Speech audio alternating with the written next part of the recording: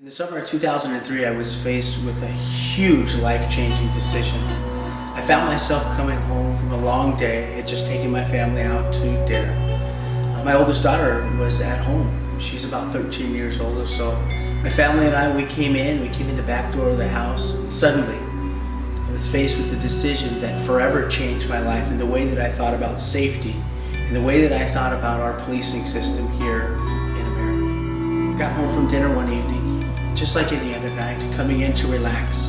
The house was dimly lit, but as I came into the house tonight, little did I know that there would be something that would hugely impact my life for the remainder of my days.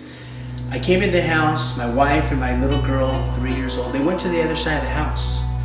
Moments later, I hear my little girl screaming and running across the dining room area of the house saying, "Daddy, Daddy, there's a man in the house." I come running out of my master bedroom and I look across the front room and I see my wife moving fast towards me across the front room, and there's a large man that popped out right from one of the bedroom doors, right behind her, and immediately my heart just sunk to me. I was in one of those fight or flight situations. Is what do you do when sudden terror strikes like that? What do you do? And I found myself going back to my days of law enforcement training, and that I immediately engaged a guy. I ran across the room and I met the guy in the room and we entered into a struggle. And the only thing that stood between this large man and the protection of my family at that time was me. And here I am, half dressed, completely surprised. Fight or flight situation, and in this, I engaged a guy, and he was a larger man. Man had to have been about 6'3", maybe 250 pounds, very large Samoan man. But the advantage that I had is that I was scared. And I was scared for my family, and I was running across the room. And so I met him head on at that point. And it just so happens that he tripped over a little plant that was sitting right there, and it gave me the upper hand and I fell on top of him. And for a split second, my family was around and just sheer adrenaline was just surging through my veins.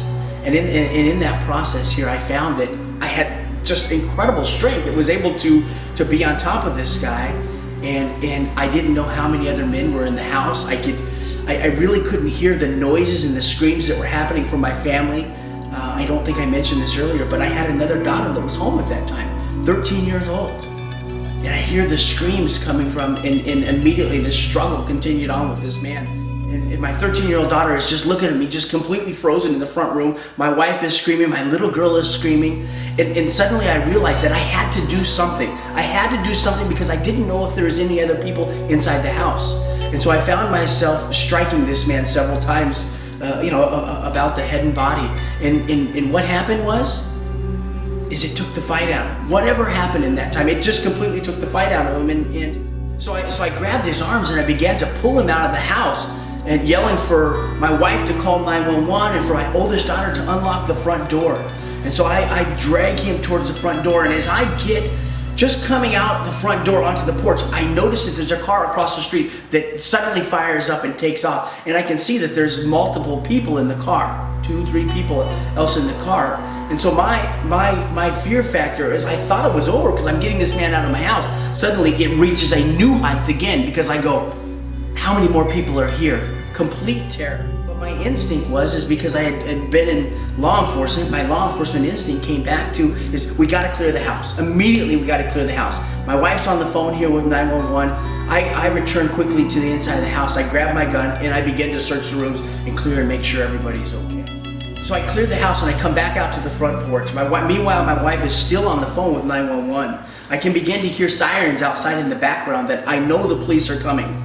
But as I go back outside the front of the house, I find that this guy, he's still in my front yard. And then he hears the sirens coming. The car had drove away and he starts running down the street.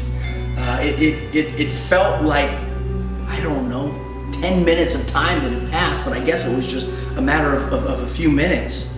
But the police finally arrived at my house. They got a description of this guy, took a few minutes, they ended up getting him and the whole carload of people.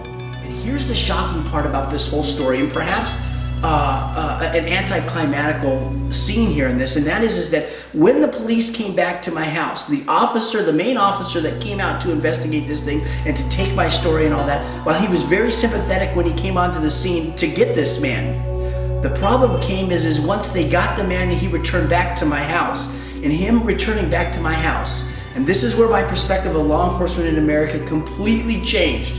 And it almost like it shattered my confidence, if you will, in terms of, as a homeowner, coming into what I thought was a home invasion, taking those steps to protect my family. Suddenly I find that the tables turned. The officer came to me and he tells me that because this guy suffered great bodily harm and that he was going to have to be taken to the hospital, that I could be facing felony battery charges for what took place.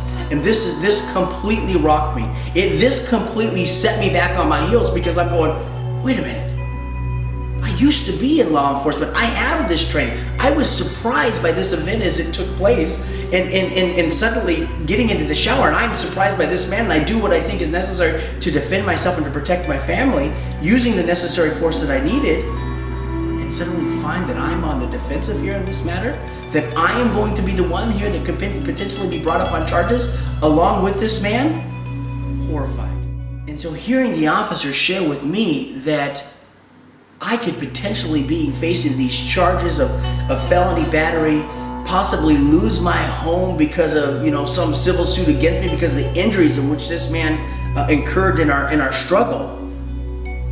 Well, I think it turned me in a little different tone. I think my heart got a little bit angry at that point in time. Officer later followed up with me from the hospital that evening and said that while he wasn't going to arrest me right now, that he was going to take this case and to refer it to the district attorney and to let them decide if they wanted to prosecute or not. Next morning, we get up, we immediately seek help from family and friends, and we end up hiring ourselves an attorney, to begin to put up that wall of defense, if you will. The process drug out for days, weeks, and months in terms of bringing this to closure. And over the course of that time, I can remember just being in an unsettled way of what's going to happen in this thing. I mean, am I really going to lose my freedom? Am I really going to be subjected to harm and to punishment for merely defending my family? You can imagine how you would feel about that. Put yourself in this situation of again, being startled and coming into your home, of what you're categorizing or what you're thinking in that moment of a home invasion. And then as this thing carries out over the next several weeks and months or so, I was relieved when the district attorney said it was absolutely ludicrous. The DA said that there would be no judge or jury that could convict me on such a thing as this. Once they heard the story of how I was just taken by surprise in the middle of this thing. Nothing ever happened. All the defense mechanisms that we put in place, they weren't needed. I was let go. No other measures were taken. However, from this point, from this lesson, from this incident, I must tell you that the way that I looked upon the law enforcement community, the way that I looked upon taking protective measures in my own house here in the state of California is completely different than what it was before that incident. It shook us to the core as a family, that ultimately this led to the decision for us to leave California. Within 6 or 8 months or so, I must tell you that my home was sold and we had relocated to another state. What I later learned in this, as the police investigated and I heard both sides of the story, I heard the story, what the police had shared with me, what the man had said, and that was that he had came to our front door seeking a place to use the restroom. My 13-year-old daughter, who was home, was fearful when this man knocked on the door, and she didn't know what to do, so she let him in the house. And he came in the house, and suddenly, no sooner did he come in the house, but she also heard us pull in the driveway. And she shouted out that my parents are home. Not to tell the man or to give anything away to the man, but as a sense of relief that, oh, my parents are here. This man turned, he ran, and he hid in a bedroom closet.